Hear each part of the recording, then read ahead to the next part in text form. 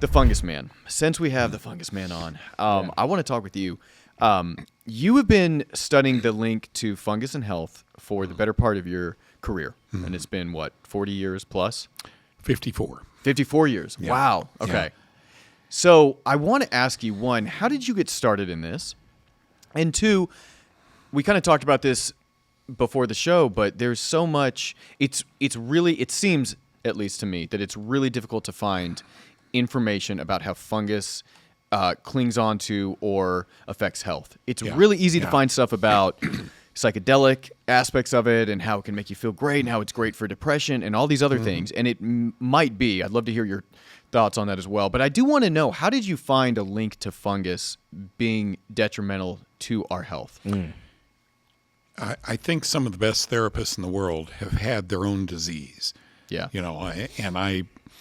I'm in Vietnam, and in Vietnam, out in the field, I was a Navy corpsman attached. We were nurses attached to the Marine Corps. Yeah. And we were out in the bush, out in the fields, and it rained. Those monsoon rains, unbelievable. It's like the sky hoses open. So you sleep in the rain. You're wet constantly. And when you go to pull your socks and your shorts off, every month you get a new pair of green underwear and green socks. Your skin comes off with it. I mean, it's just so I think we all who lived in the monsoon weather in a war, I think we all had fungal problems. Now, I didn't know what they were. I came home from Vietnam in 71 and looked for work. Then we had newspaper ads and, I found work.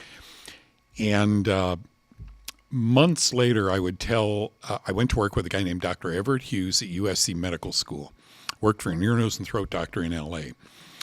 And Evan, it was the weirdest thing.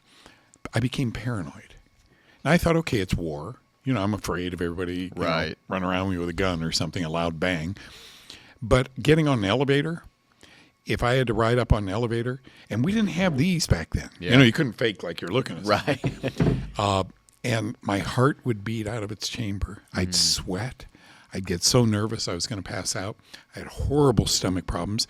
I had, jungle rot, rashes all over my arms and so forth. And Dr. Everett Hughes, one day I came in, I was telling him what's going on. He said, I don't know, what it's due to. And he said, my wife told me something over the weekend that might be interesting. Did you eat raw fish in Vietnam? Well, when I got to the hospital in Da Nang, where we were emptying helicopters and getting guys in the emergency rooms, sometimes the people that help clean that area. Look at that. Is that jungle rot? Fish. Right there? Is that what it looks like? Yes. And that. Wow. How'd they get a picture of my foot? Yeah. That's what it looked like. Ugh. And eventually it heals, but it turns into an ugly rash. I mean, that looks like it has fungus on it. See that? Your feet are always wet. Go up real quick, Brett. I'm telling you. Look at that guy's toes right there. Like, that literally looks like it has, like it has mold on it. Wow. This is very, very common.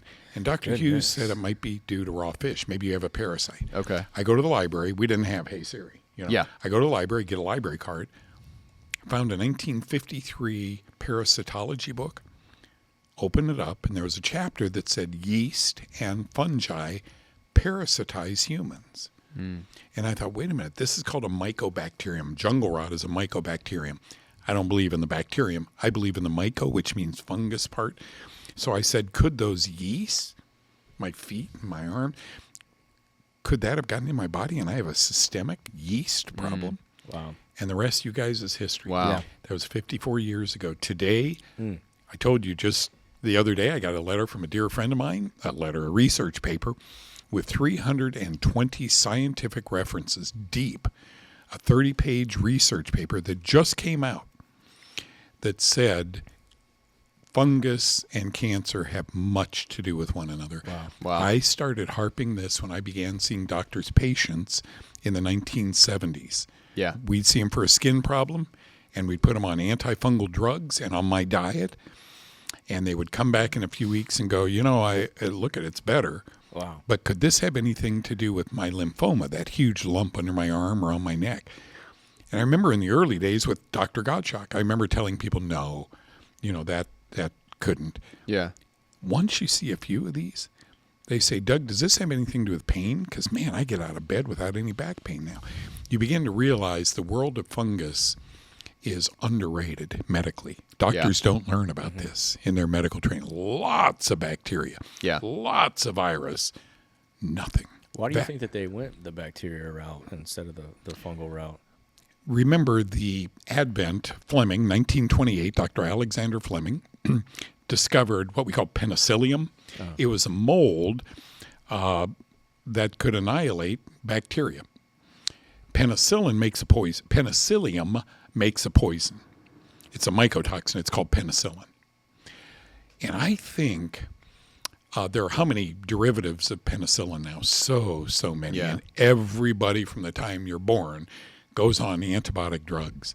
There are now hundreds of antibiotics on the shelves in the pharmacy. There's maybe 80 antivirals, especially in the last 4 years.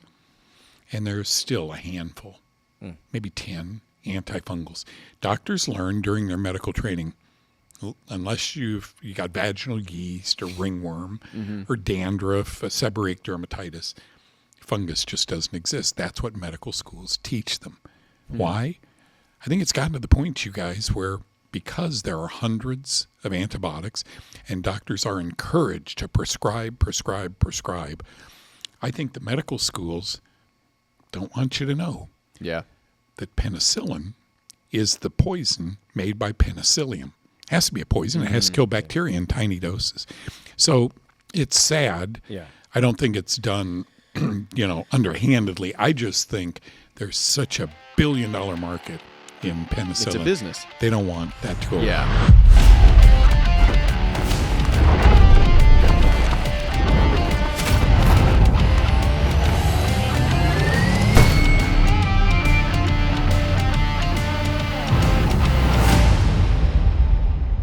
Everybody, thank you so much for your support. If you would like to continue to help us, please like, subscribe, and hit the notification button so when we drop new content, you could be the first to get notified. If you want to watch this episode in full, click here, or for more content, click here.